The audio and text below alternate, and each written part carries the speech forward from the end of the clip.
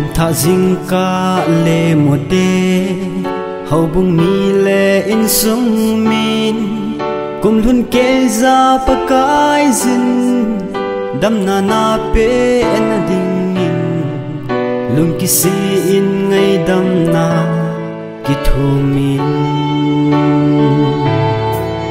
pakai chu wa choi ute hin khu tha ai pi zal un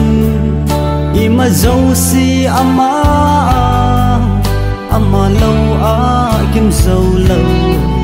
na ta sa le ha gau zong ama a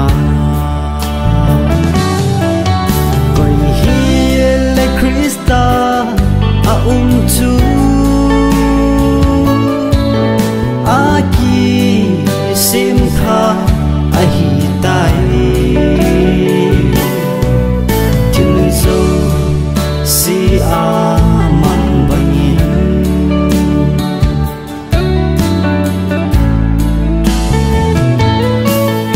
ule nau la pa te ne in sung ki sim tha un pathin wang bo chana din Christian in sung in un na hin khole ha gau zong ama a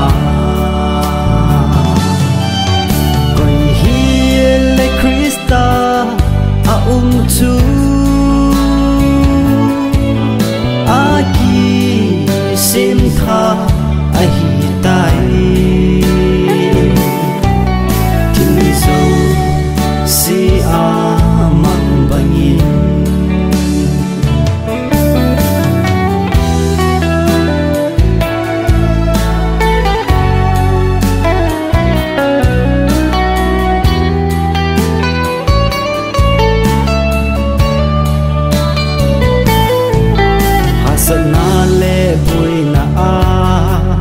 pakai bầu ai pan pi zing